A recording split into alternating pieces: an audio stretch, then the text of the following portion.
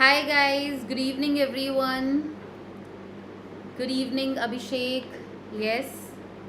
Good evening guys. How are you all? How are you everyone? Yes, I hope everyone is doing well. So today the topic that we are going to do today is a very important topic, that is Bohr's model of an atom, and we'll be also learning that which and all type of numericals can be asked from Bohr's model of an atom. So that and all also we'll be learning. So it's going to be a really interesting session guys. So let's just start. But before that, yes, all of the students who are new here, I'm good, Abhishek. So, what you have to know, all the students who are new here, obviously they'll be like curious to know about their chemistry educator, and so let me just tell you about that. So, I'm having experience of online and offline teaching around like 5 years from reputed institutes, and I have done my masters from NIT Warangal and bachelor's from Delhi University. I have cracked IIT JAM, CSR NET and GATE. I have given best ranks to my students in NEET and JEE Mains, and I have given over 500 plus selections in NEET and AIMS, and around 800 plus selection in JEE Mains and Advanced, and I'm a plus verified tutor guys. Thank you so much Abhishek. So yeah, now let me tell you some things about our classes, so where you can get the information about our classes guys. Yes, you can get on our Telegram channel, and how you can join that, you can join that very easily, either by just scanning this code, yes, or you can join with the help of the link. So either you can join with the help of this link, or you can join by scanning the code. Okay, very good. Here we'll be getting all the information like regarding the classes, all the material related to the classes, all the soft copy of the books. So everything you will be getting on our Telegram channel. Now here we have to know about the special classes. Now what is the special thing about our special classes? So the first thing is you can learn from your favorite educators for free. Yes, another thing is you can engage with the educators via polls. Here on the YouTube classes you cannot have the polls, or you cannot give your answers via polls. So polls actually is a very good way to either conduct a quiz or get to know the information about various things. So it's actually very good, which you will be getting in your special classes. Other thing which you have to know, you can clear all your doubts in the special classes, because you can inform the educator that okay, I'm having this and all doubts, and if you can inform that in advance, so we can have a special class on the same topic as well, that wherever you are facing the doubts. Okay, very good. Now the special class timetable, all of you should know, then only you will be able to join it, right? So the first thing is, we have few of the classes which I have already had, but many of the students, they were asking regarding this topics that okay, like ma'am, can you teach this and that topic? So here on the 18th July guys, we already have discussed numericals on atomic structure, the whole.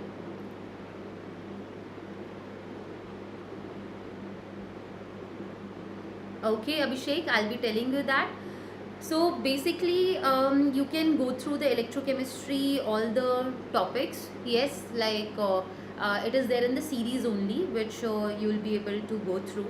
So you can go through the video, and if you'll be getting any doubt, you can let me know, right? We'll be discussing that in the next class.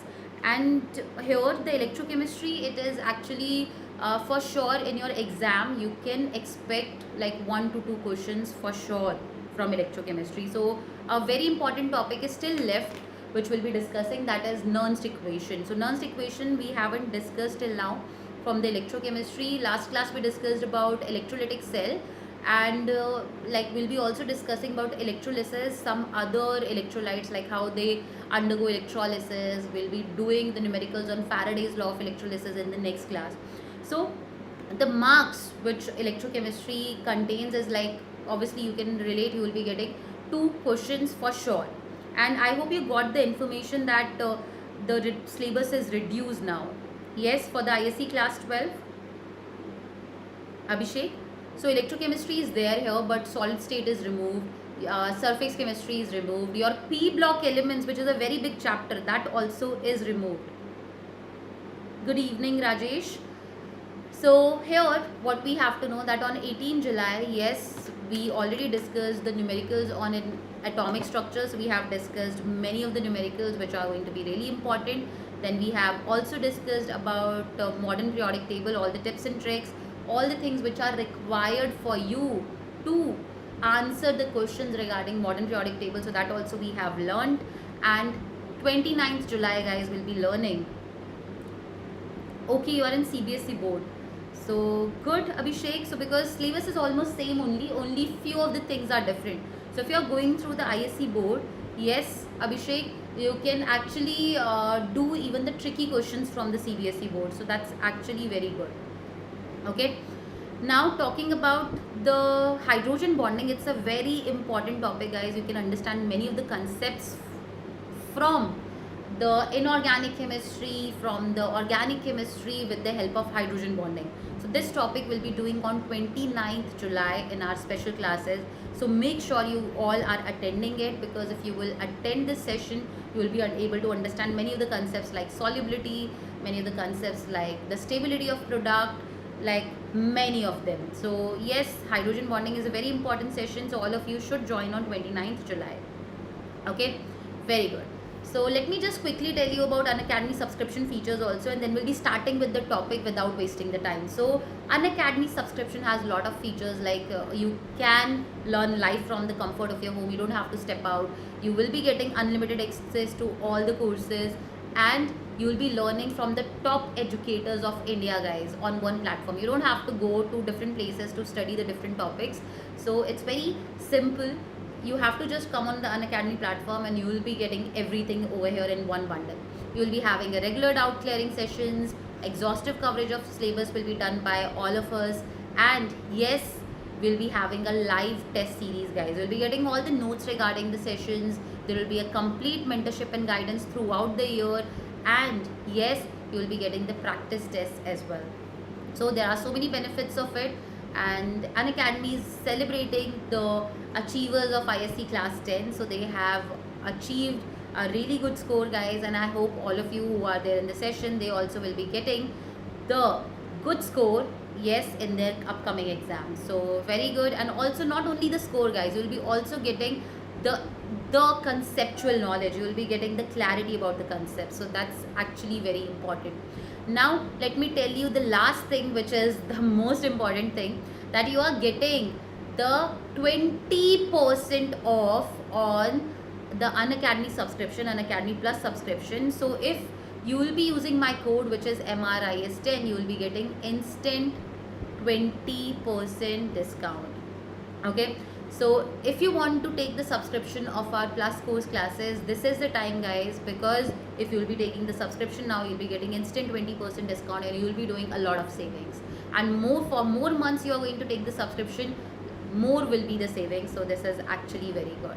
Now let's just start with the topic, guys. Yes, what we have to know about the Bohr model of an atom, that there were so many model of an atom came before Bohr's model of an atom, and they all were having some limitation. Yes, then Bohr actually considered many of the results from the different experiments, and he gave his model. So we'll be learning first what are the postulates of Bohr's model of an atom, and in that only we'll be learning what and all formulas are important for the numerical purpose. So that also we'll be learning. So talking about the Bohr's model of an atom, guys, what you can understand, yes, the postulates we have to know, they are very important. Now, which and all postulates we'll be knowing? The first postulate of the Bohr model is, he said that the electrons revolve. Yes, what happens? The electrons revolved around the nucleus in an atom in a fixed, definite path, circular path, which is called as orbits, shells, or energy levels, and they are also called as, guys, stationary levels. So what he said that the electrons revolve around the nucleus in a fixed circular paths, which are also called as, yes, which are also called as energy levels or orbits or shells. So that's what we can understand. So the first postulate is very simple. Even Rutherford said it, but the next postulate which he mentioned regarding the orbits, that made the revolution. So that made many of the limitations of Rutherford to be cleared. So the first is what? electrons revolve around the nucleus. Electrons revolve around the nucleus. The nucleus in what, guys? In fixed circular path. In fixed circular path called as orbits, shells, called as orbits, shells, energy levels, or what, guys? Stationary levels. So now why they are called as stationary levels? Let's just understand that. So what he said that these, like orbits, shells, energy levels or stationary levels, so these are why stationary, because as long as the electron, in his second postulate, what he said, as long as the electrons revolve in these stationary orbits, so as long as the electrons revolve in these stationary orbits, yes, in these stationary orbits, they do not radiate any kind of energy. So as long as the electrons revolve in these stationary orbit, they do not radiate. Radiate means what, guys? Lose or gain. So they do not radiate, lose or gain energy. So as long as you have a particular shell, in a particular shell electrons are there, like here you can see. So this is the first shell. As long as these two electrons will be there in this shell, it is not going to give or take any energy. Like it's the, what you can relate is that it's not going to what, lose or gain any kind of energy. Correct? So it's going to have a fixed energy. Now this thing is clear, which makes the Rutherford's limitation clear. That what Rutherford limitation was, that Rutherford was not able, yes, Rutherford was not able to make us understand, yes, make us understand what, that why the electrons, they are not getting attracted towards the nucleus, and why they are not falling into the nucleus of an atom, and an atom is not getting destroyed. So these and all things were actually the limitation of a Rutherford's model. And the moment Bohr said that, okay, these orbits, they are stationary orbits. Till the time electrons will be there in it, it's not going to lose or gain any energy. And because of that, yes, we can understand that electrons won't be coming closer to the nucleus, and eventually they won't fall into the nucleus and destroy the nucleus. So that's what we can understand. Now talking about the third postulate, guys, what is the third postulate? Yes, he said that he gave the denotions to the shells. So how he mentioned? So he mentioned that orbits are represented.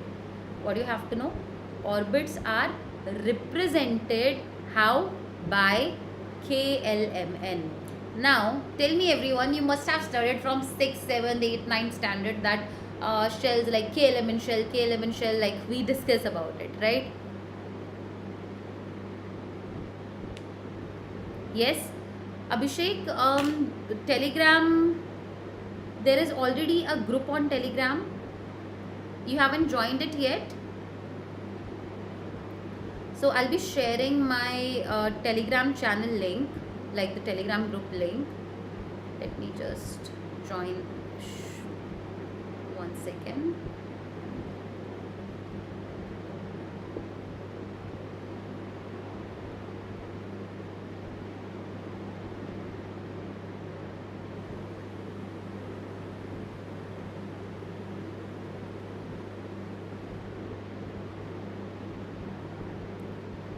So I have joined my, like I have sent my Telegram channel link, and that you can join and you'll be getting the information about the classes.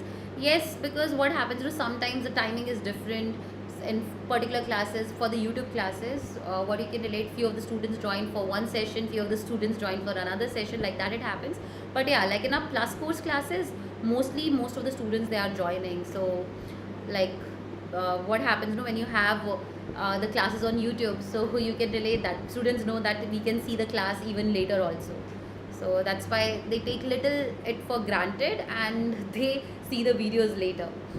But yeah, it is good if you are joining at the time of the class, because if you join at the time of the class, what you can understand, you can ask your doubts instantly, you know, and it can get instantly solved.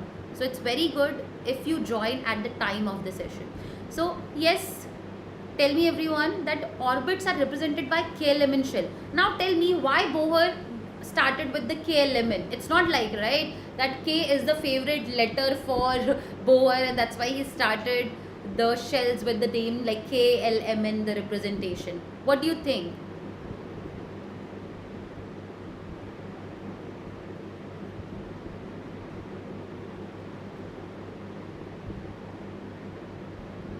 Okay, Abhishek, I will check. What I'll do, I'll send you a very good notes on the Telegram channel.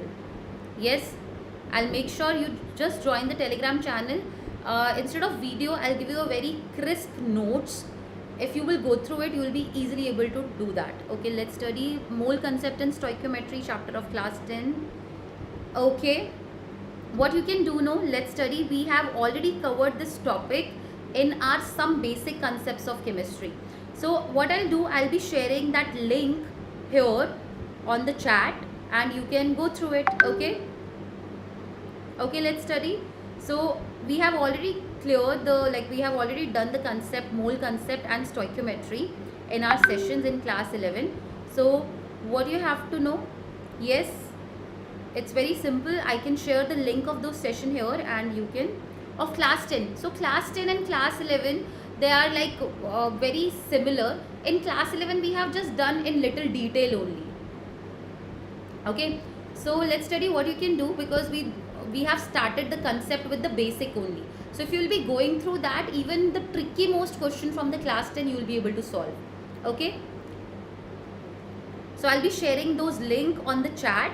You can just open those classes and understand that. Okay, Abhishek, no problem. It's okay, it's perfectly okay, right? You can ask for any of the notes or any of the study material. That's perfectly fine. And I'll be sharing the D&F block notes on the group today, on the Telegram group. And yes, you can relate. Okay, so what you have to know, orbits are represented by KLMN shell. Now why KLMN only? Why he didn't started with ABCD? What do you think? Yes, everyone, why he didn't started with ABCD and why he started with KLMN? Yeah, it's a very simple reason, but many of the people, they are not able to think that why. Can anyone tell? So he gave the numbering to the shells as like the first, second, third, fourth shell. What he did, like what he said that as K, L, M, N shell. Why? So first shell is the nearest to nucleus and fourth shell is the, yes, it's farmost to nucleus. Now why? You can relate. He started with K only and not with N. Like why he didn't started with the A? Why he started with the K? So it's very simple, guys. The reason is because he was not knowing. He was thinking that maybe some more shells can get discovered, right? So he was not sure that, okay, the structure of atom is like this only. So what he did, he started the numbering or the representation of the shell with K. Why? Because if you get some other shells also discovered, so you can give the representation to them as well. So that's what you can understand. So first shell is nearest to nucleus and fourth shell is farmost to the nucleus. So that way he represented. Now how many number of electrons, the maximum number of electrons can be there in this shell? How we can find it out? Yes, the maximum electron in any shell, you can find it out with the formula. What is that? Maximum electron in particular shell. How you can find it out? You can find it out by a formula which is 2n square. What is that, guys? 2n square. Now what is n here? N is nothing but the number of shell or orbit. Okay, number of shell or orbit. So if you have a first shell, the maximum number of electron that it can accommodate is 2 electrons. If you have a second shell, you will be having 2 into 2 square, so it will be 8 electrons. You have a third shell, so it will be 2 into 3 square, 18 electrons. It can accommodate maximum. So in the first shell, that is K shell. So K shell can accommodate what? Maximum 2 electrons. L can accommodate maximum 8. M can accommodate maximum 18 and N can accommodate maximum how many? 32 electrons. Correct, guys? So this is what we have to know. How you can understand the number of maximum electrons present in particular shell or orbit, you can find out with the formula, which is 2n square, where n is the number of shell or orbit. Clear with it, everyone? Yes, very good.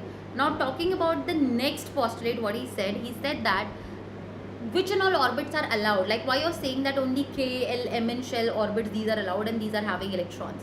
So what you can understand, he said another postulate that an electron can revolve only in those shells or orbits. So an electron can revolve only in those stationary orbits.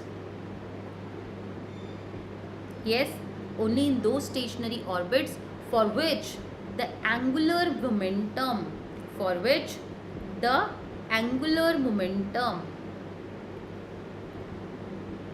now what is angular momentum? Anyone knows? Yes, Abhishek, Rajesh. Yes, let's study. Can anyone answer? That an electron can revolve only in those stationary orbit for which the angular momentum of an electron,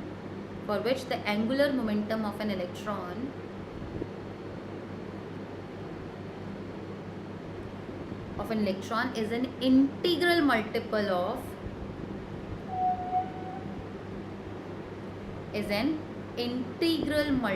of what? H upon 2 pi. Everyone knows what is H. H is Planck's constant, guys.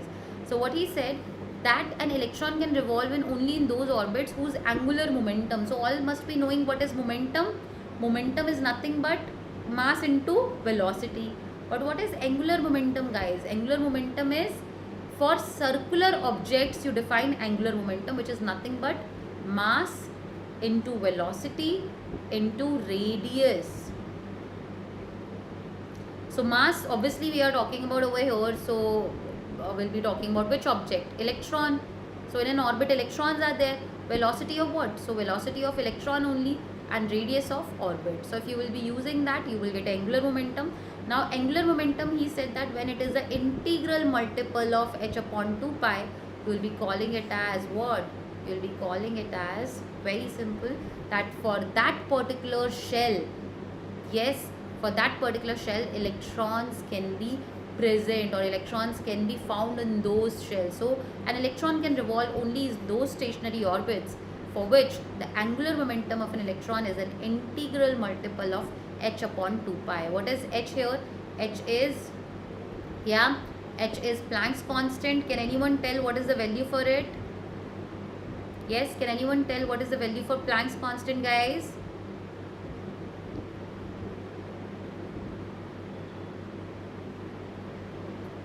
(6.626 into 10 to the power minus 34 joules second) is your nothing but the value for Planck's constant. Correct, guys? Very good. So this is what we can understand. So what we can know, guys, is very simple, that those shells only are allowed which have what? Which have an angular momentum as integral multiple of H upon 2 pi. And what is n? N is the integer only, and this is what we can understand. So n is any integer or a number. Okay, very good. So this we have understood. Now let me just tell you about the next postulate. So in next postulate, what he said that energy goes on increases, because obviously you tell me, guys, the first shell we have in the atom, right? This will have the maximum energy or this will have the least energy? The first shell, like the shell which is nearest to the nucleus, it will have the maximum energy or it is going to have the minimum energy? Tell me, everyone. Yes. So the atom, any atom, you know that obviously nucleus is there. Yes, any atom, what you know, nucleus is there, and nucleus, after that the first shell is going to have the least energy, and as the shells will be increasing, what you can relate, the energy also will be increasing. As the shell number increases, energy of the shell also increases. So what he said in his next postulate, that is the fifth postulate, he said that what? He said energy goes on increasing. Yes, what he said? Energy goes on increasing as as stationary level goes,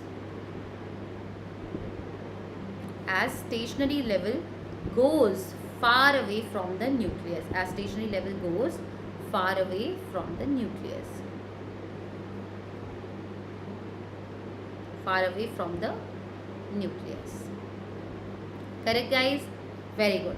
Now talking about the sixth one. Yes, the sixth postulate, what he said, like suppose, you know that, guys, everyone. Very good. Correct, Abhishek. Very good. Now what you can understand is the first shell that we have. Yes, the first shell that we have, it's going to have the lowest energy. Correct. Then suppose you are considering that this is 3 joules of energy, this is 5 joules of energy, and this is 7 or say 8 joules of energy. So what you can relate, the first shell which has a 3 joule of energy, if the electron which is there in the first shell, if it wants to go to the second shell, how it can go, guys? So if the electrons which are there on the first shell and they wanted to go on the second shell, so how they can go? It's very simple. They have to gain some energy. Yes. So if this electron wants to go here, what it has to do? It has to gain 2 joules of energy. Correct. Very good. Same way, if I talk about the shell which is there in the higher energy shell. So suppose this is there. This is having a more energy. So if the electron wants to come from third shell to the second shell, what it has to do? It has to lose energy. So this only he said in his postulate. It's very simple, that whenever electron, so if electron jumps, what he said, if electron jumps from lower energy level to higher energy level, how? Level by absorbing energy. It goes to higher energy level. Or vice versa. Can we mention vice versa? That if electron jumps from higher energy level to lower energy level, what it has to do? Yes, it has to release the energy, and then only this can occur. Correct? Very good, guys. So this is what we can understand. Now talking about, if you have to calculate what is the change in energy when an electron has jumped from lower energy level to higher energy level. So what will be the change in energy? Delta E will be E2 minus E1. So change in energy will be equal to E2 minus E1. Correct, guys? So this is, E2 is going to be what? The higher energy level, and E1 will be lower energy level. So that way you can find out the change in energy. So higher energy level, and E1 is the lower energy level. Very good. So this we can understand. Now he gave one more postulate also, guys. Yes, Abhishek, understood? Everyone understood this concept? Now talking about the seventh postulate, what he said that the frequency of radiation absorbed or emitted, how you can find it out? So the frequency of radiation absorbed or emitted, yes, absorbed or emitted when transition, delta E is always positive, ma'am, or negative, ma'am? So obviously you can get delta E as any change, because you can get delta E as negative also, you can get as positive also, depending upon whether it's exothermic or it is endothermic. Getting that? Yes. You can get negative also, positive also, depending upon whether it is exothermic. If it is exothermic, you can get negative, but if it is endothermic, you can get positive. But to get the value always positive, what we are doing, we are always using higher energy minus lower energy. So if we are always doing higher energy minus lower energy, see what you can relate, when an electron is jumping from lower energy level to higher, or jumping from higher to lower, so change in energy can be negative also, positive also. But to get that value always positive, we have made the formula only in that way, that E2 minus E1. E2 is higher energy level, and yes, your E1 is lower energy level. So that's what you can understand. Very good. So higher energy level and lower energy level. So what it said that the frequency of absorbed or emitted radiation, right? So the frequency of absorbed or emitted radiation when transition occurs. So the frequency of absorbed or emitted radiation, what you can do, you can find it out how? can be found with the help of formula, which is nothing but delta E is equal to h mu. You can relate, so you can get the frequency as mu is equal to delta E upon h, and delta E is nothing but, guys, E2 minus E1 divided by h. So you can find out the frequency by this formula. Clear, everyone? Very good. So these are the 7 postulates which Bohr gave, and in that he gave us mainly like 2 formulas only. One is the angular momentum, which is mvr is equal to nh upon 2 pi, and another, what he said, he gave us like how you can find out the frequency of radiation emitted or absorbed with the help of this formula, that is delta is equal to h mu, which is here. Now if I talk about the next thing, yes, what you can relate is going to be the interesting part over here. What is that? Advantages of, yes, Bohr's model of an atom. So here only we'll be learning that from where and all numericals can be asked. So advantages of Bohr's model of an atom. What and all are the advantages? So the first advantage of Bohr model of an atom is, with the help of his postulates, we got to know that if an electron is present in a particular energy level or in a particular shell or orbit, it's going to have the same energy, right? Until and unless it is not absorbing some energy from the external source and going in another another level, or from another level it is coming to a lower level by losing some energy. Until and unless it's not doing that, it's going to have the same energy. So what you can do with the help of Bohr's model of an atom, what we can do is we can find out the energy of an electron in nth orbit. What we can do, we can find out the energy of an electron in nth orbit. How? So there is a formula for it.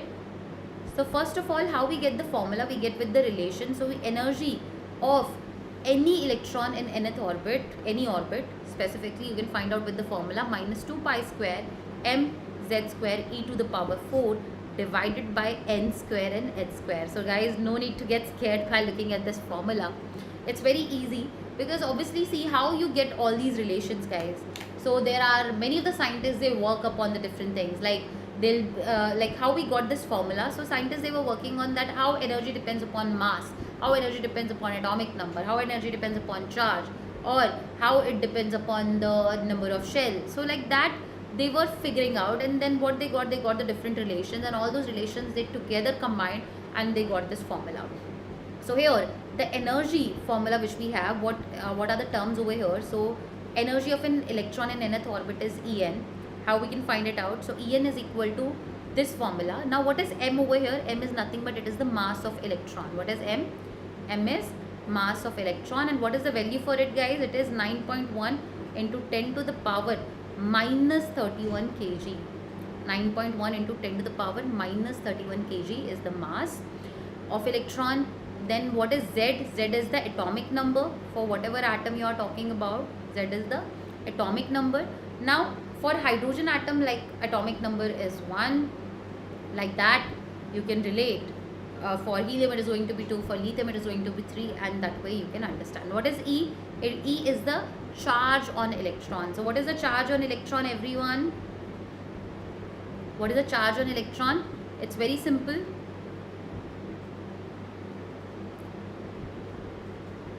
Thank you so much, Abhishek.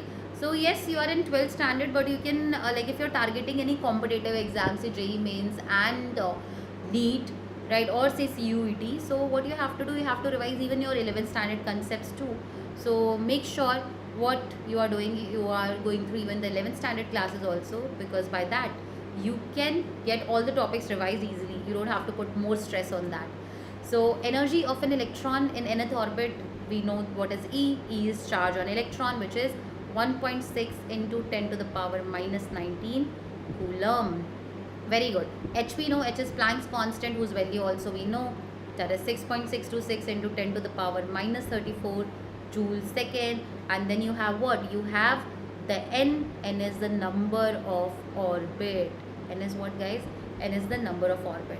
So how and all you can find out the energy? So you can find out the energy by different formulas on the basis of what units you are taking. Because see, if all many of the things they are constant here, which you can relate, like if I'll show you which and all things are constant.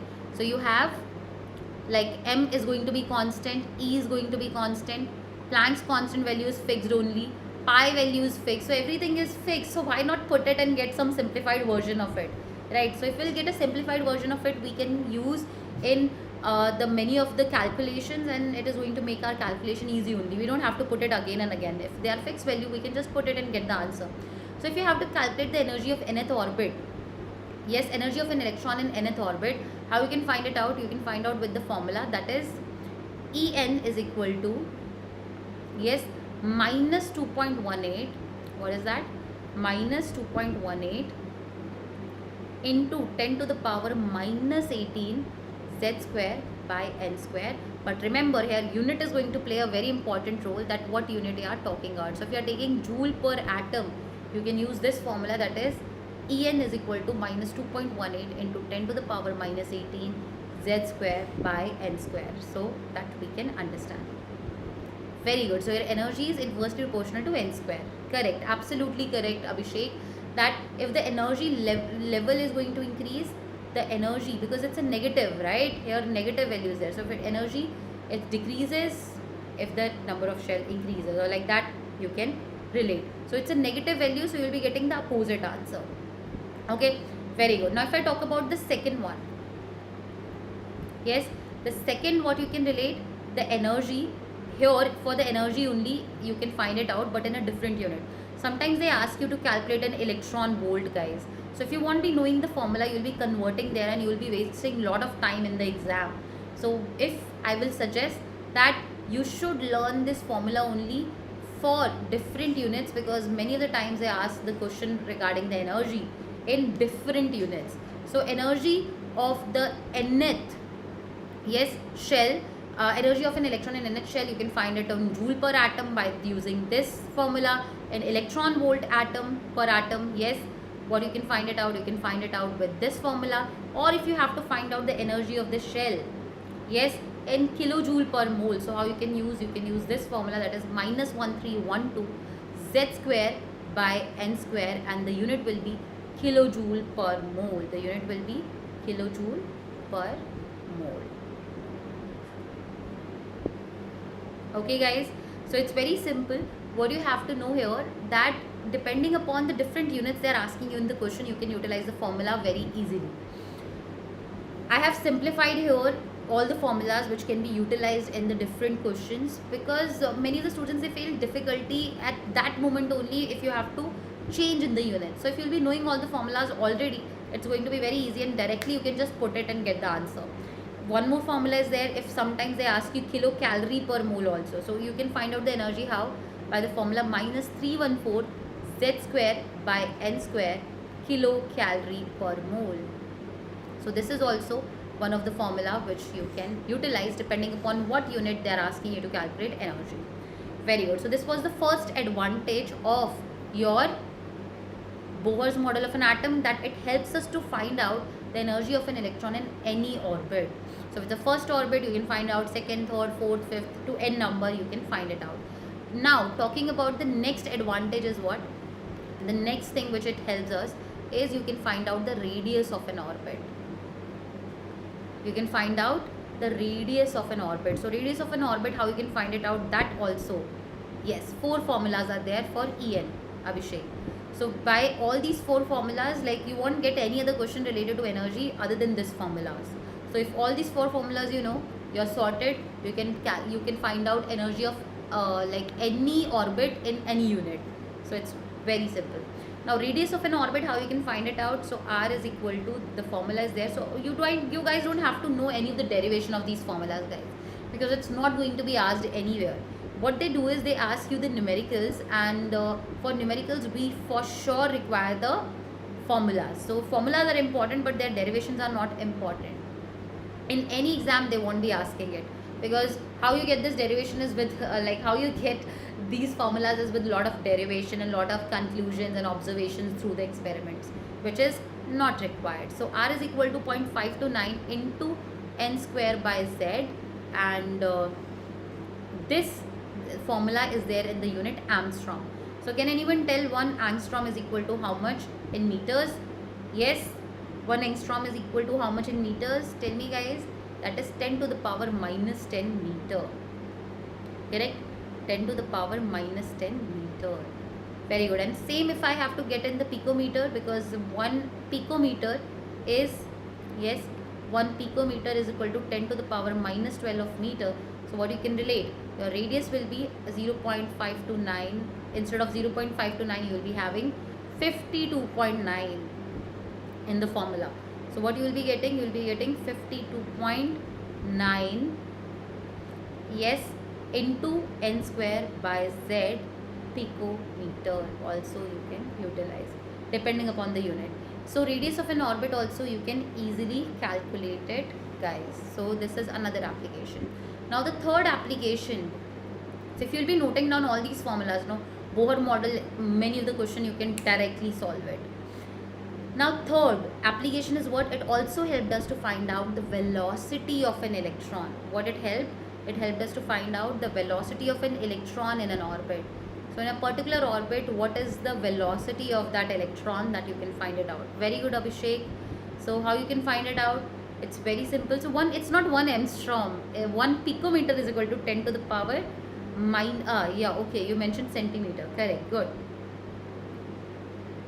So velocity of an electron in an orbit. Yes, velocity of an electron in an orbit. What you can relate, how you can find it out. There is a formula for this. Velocity is equal to 2.19 into 10 to the power 8 into z by n. So this is the formula that you can utilize for the velocity of an electron in an orbit. Yes, so it's very simple. And what is the unit for it? Centimeter per second. So he gave us how to find out the velocity of an electron in an orbit. That also he gave. Along with that, what he gave us one more formula which we can find it out, that is number of revolutions per second in an orbit. So number of revolutions per second in an orbit. So if you have an electron or any other charged particle which is present in an orbit, so how many number of revolutions it will be doing per second, right, in an orbit. How you can find it out? So you can find it out very simple. So number of revolutions will be equal to what, guys? 1.316 into 10 to the power 16 z square by n cube. And the unit for this is going to be second inverse. So this is also one of the formula. Okay. So if you will be going through this topic from the textbook or reference book, guys, you will see that they will be giving a lot of theories and then they'll be giving this formula. So we are learning all the formulas directly, so which makes the study of all these things very easier. Now number of revolution, this is the formula. Last but not the least, yes, what is the formula, guys? That time taken for a revolution also you can find it out. So time taken for a revolution of an orbit,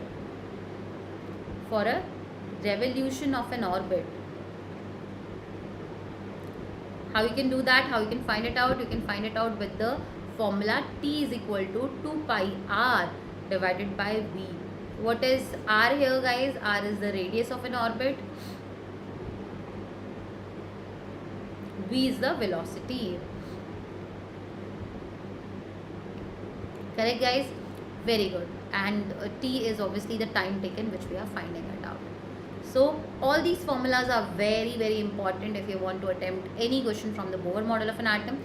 But one of the things you have to remember as a note for, yes, you have to know for the Bohr model, what is that, guys? That your Bohr model of an atom is applicable for species containing one electron only. So remember that your Bohr's model of an atom, yes, Bohr's model of an atom is applicable. Yes, it is more applicable for which and all species, guys? Tell me. Is applicable for species containing one electron. Applicable for species containing one electron. Now, what are the species which contains one electron? Like for example, you have hydrogen. Hydrogen is the one, right, which contains the one electron. Yes. Other than that, you have He plus, Li2 plus, Be3 plus. So all of them, they contains one electron only. So hydrogen atom is well applicable on what, guys? It is well applicable on the species which contains one electron. Very good. So this we can understand. So before doing some numericals related to these topics, what I want to tell all of you again that an offer is going on, and today is 27 July, so the last 2 days remaining, and it is valid till 29 July only. So if you'll be using my code, which is MRIS10, you'll be getting instant 20% discount, guys, and you will be able to do a lot of savings for the plus course classes. So very good, guys. Now let's just discuss few of the questions. Let's see who and all will be able to do it. So let's just understand that, guys. So the first question that we have is the question how much, or we can do some other question first. So we can do the energy question. Let's just relate, or we can do the radius. Okay, thank you so much, Abhishek. Now one of the question which you have to do is calculate the radius. Calculate the radius of Be3 positive. Calculate the radius of Be3 positive in first excited state.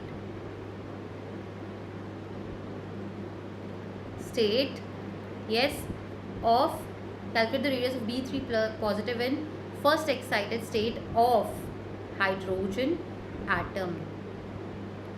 So you can relate that. Calculate the radius of Be3 positive in first excited state given Bohr radius.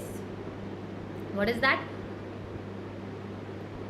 First excited state of hydrogen atom also we can mention. So can you calculate it, guys? Everyone, can you calculate this? Everyone, you should try to solve it. So they ask calculate the radius of Be3 plus in first excited state of hydrogen atom. So all of you should know first of all how we calculate the radius. Radius formula is Rn is equal to 52.9 into n square by z picometer. Yes, what is the n over here? So that's a catch. They mentioned first excited state. So what is the meaning of first excited state, guys? Your n is equal to 1 means ground state. So from the ground state, the first excited state will be to the next level, no? From the ground state, the second excited state will be to the third level. Are you getting that? So when they mention first excited state, remember for an hydrogen atom, first excited state means what, guys? What happened? Just a second. For an hydrogen atom, when they mention first excited state, it means n value will be equal to 2. Second excited state means n value will be 3. So n value how you calculate depending upon what excited state they have mentioned plus 1. So you can relate that. So they said first excited state, it means the n value will be equal to 2. So n is 2 square divided by, what is the atomic number of beryllium, guys? 4 only. So you will cut it off. So the radius of nth orbit, like the first excited state of Be3 plus in hydrogen atom, what we can get? We can get the value as 52.9 picometer. I hope everyone is clear. Yes, it's an easy question. Now let's just calculate. I shared on the group, right? Like on the chat I shared. You can check here.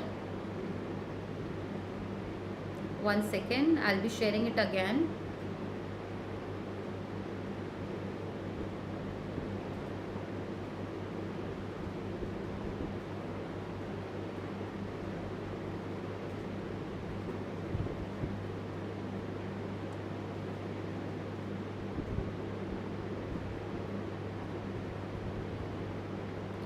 So I have shared this link. If you will be opening it, you will be able to join the Telegram group. Okay, Abhishek? So what you can understand, for any of the excited state they are mentioning, so for that what you can do is, it's very simple. You can relate first excited state means n is equal to 2, second excited state means n will be equal to 3, and like so on you can relate. Now if they ask you another question, that is what we can relate, what they are asking, energy of an electron in hydrogen atom energy of an electron in hydrogen atom in ground state is 13.6 electron volt. What is the energy in first excited state? What is the energy in first excited state? Excited state in kilojoule per mole. You have to find out the energy in kilojoule per mole. So what they said, the energy of an electron in hydrogen atom in ground state is 13.6 electron volt. Yes, and what is the energy in first excited state in kilojoule per mole? That is what you have to tell. So everyone should try to solve it, guys. Yes, everyone should try to solve it.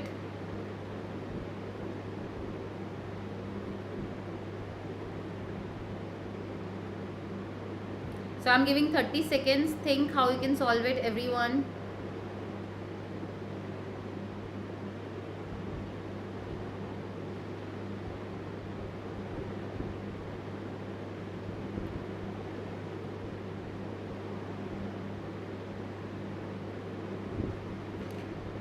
Okay. So more 30 seconds I'm giving. Let's see who and all will be giving the answer. It's very simple.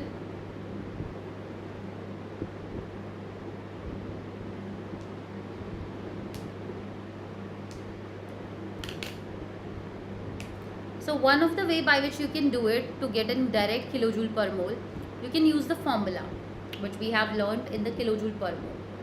That is minus 1312 z square by n square. You can directly utilize it and get the answer. Another way how you can do with the conversion thing, that also we can learn. Okay, so the first thing which you can understand over here is, either because I have given you directly a formula, so you know that and you can utilize in the question whatever they have mentioned. So what they have mentioned here, they have mentioned that energy of an electron for hydrogen atom and what is the energy in the first excited state. So for first excited state, n is going to be 2 and z is 1. So you can directly find it out. Another way by which you can do it is, let me just tell you how you will be converting it. So it's very simple, guys. If they mentioned in first excited state, it means n is equal to 2.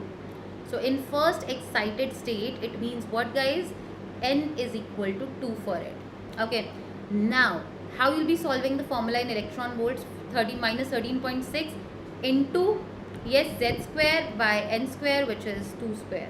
So you will get minus 13.6 divided by 4 and you will get around minus 3.4 electron volt per atom. Okay. So that you got for it.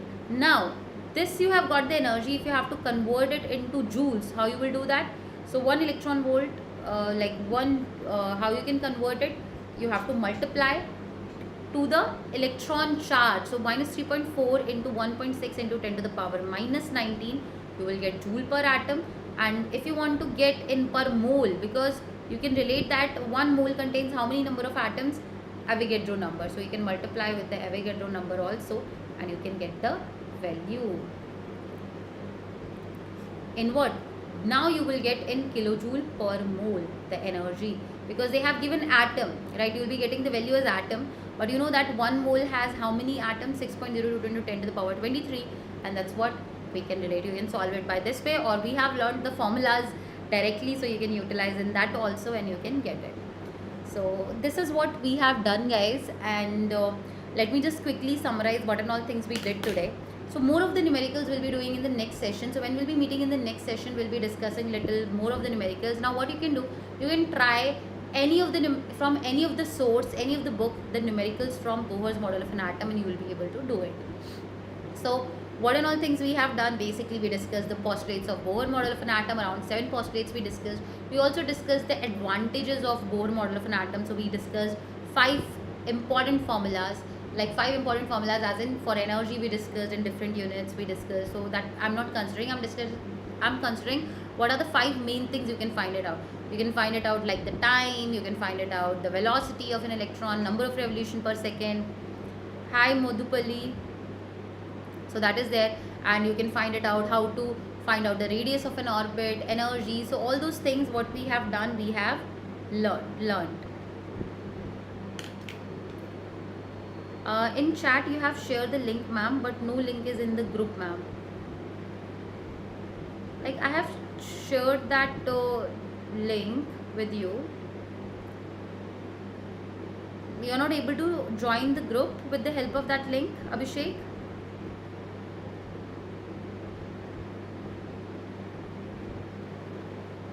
Okay, wait, let me just check.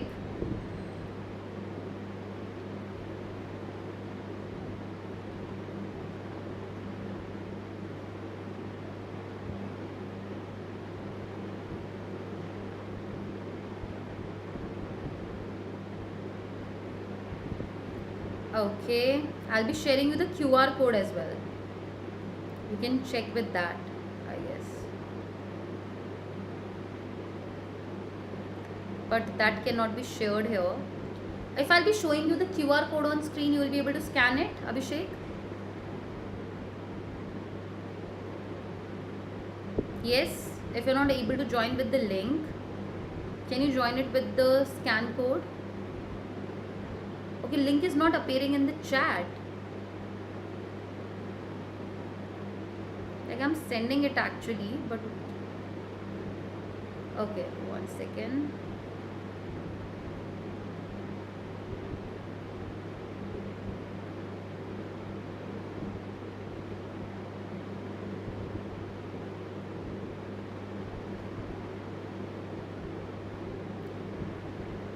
Okay, I guess I don't know what's the issue, why it is not showing.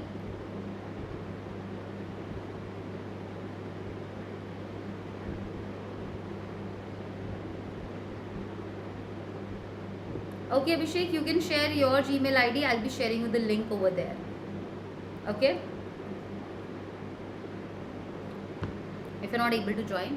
So what you can relate, here we discussed all these formulas. Okay, and what you have to know is very simple, guys. This formulas all of you have to remember, and if you'll be remembering it, you will be able to solve most of the questions related to it. Now see, you can join the Telegram group or you can join the community as well, Abhishek. You can open like there also I can send you. You can download the Unacademy app, and there you can join our ISC class 12 community. So you just have to click on it and you can join that, and there also I'll be sharing you the notes.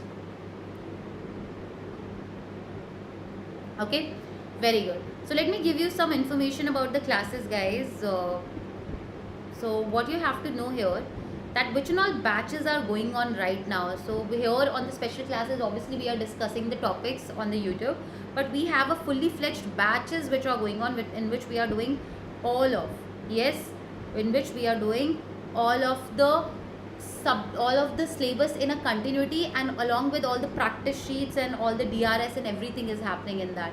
So in the Achievers batch, what we are doing, yes, we have for ISC class 12. So at present, like the batch started on July 6th, so we have a new batch also which is starting from the 5th of August. So if you'll be joining that, I'll be taking the chemistry classes over there. Biology classes are taken by Lakshagera sir, physics classes are taken by Mohana Thara ma'am, and maths classes are taken by Rahul Mohanani sir.